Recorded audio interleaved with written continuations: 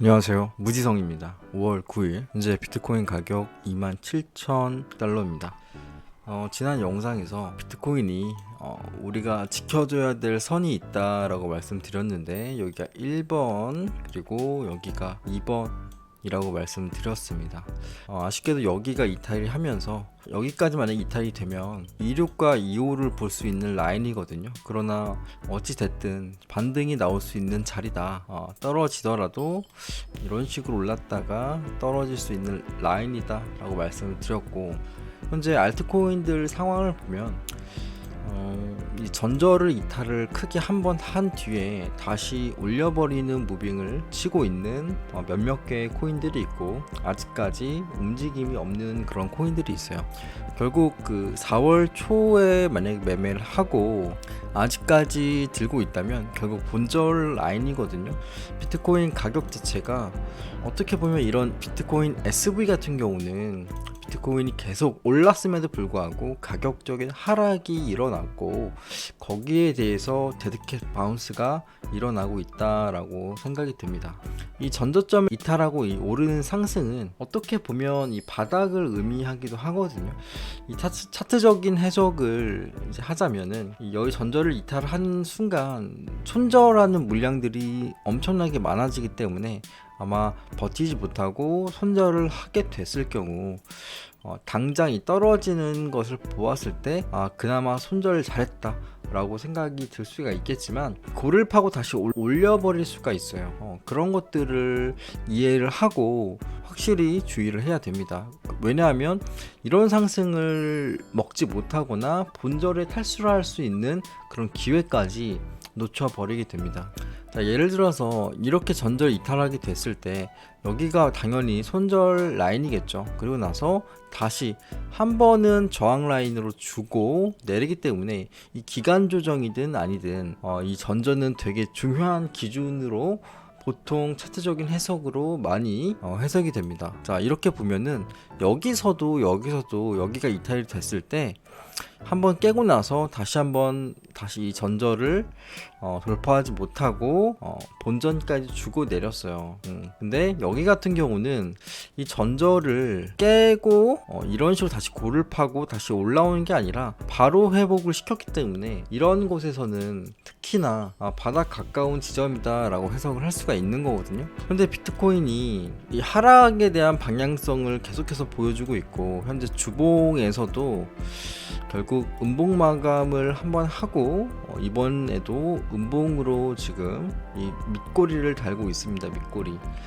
이 밑꼬리를 전저를 깨지 않고 지켜주기만 한다면, 그래도 이 주봉 수렴 형태로서 다시 한번 여기 위를 칠 수 있는 가능성이 높아지거든요. 이전에서도 말씀드렸던 이 나스닥 같은 경우는 주봉이 너무나도 좋은 상황이에요. 주봉이 너무나도 좋은 상황이고, 이 테슬라, 애플 차트 같은 것을 보면 반등이 너무 잘 나와주고 있어요. 그래서 비트코인도 이 흐름대로라면 잘 따라가지 않을까라고 생각을 했지만, 아쉽게도 첫 번째 방향이 살짝 밑으로 빠진 다음에 올라가는 방향이 훨씬 더 커 보인다.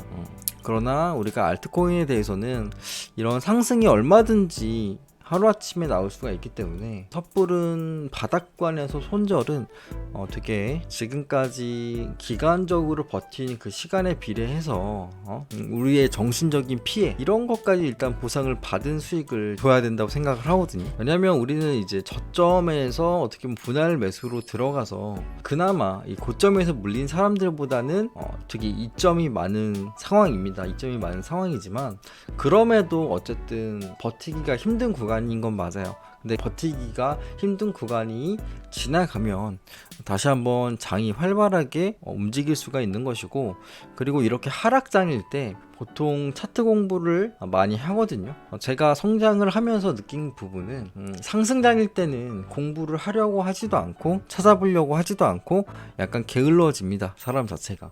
그런데 만약에 하락장이 된다면 이 돌파구를 찾기 위해서 내가 놓치고 있었던 부분은 무엇인지, 그리고 차트적인 해석으로 어떻게 해야 조금 더 세력의 입장에서 가까이 갈 수가 있는지, 데이터적인 분석이나 차트적인 해석, 그리고 나의 자산 관리에서 리스크 관리, 이런 것들을 다시 한번 생각을 해보고 초심을 찾는 과정이 될 수가 있어요.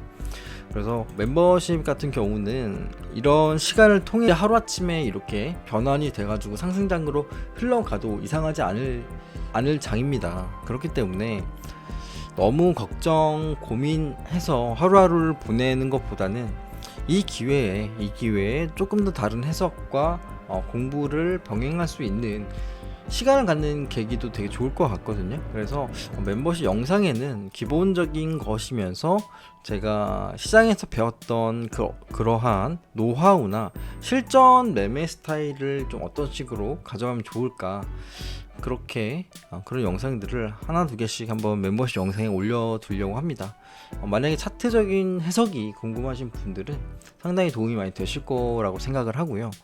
이게 지표란 지표 다 써보고 시장에서도 많이 실전 매매를 많이 해보고 분석을 해보고 뭐 이상한 패턴이나 프랙탈이나 말도 안 되는 무빙 이런 것들 다 경험을 했던 사람이 알려주는 거기 때문에 조금 더 본질적으로 여러분이 다가가기 쉬울 겁니다.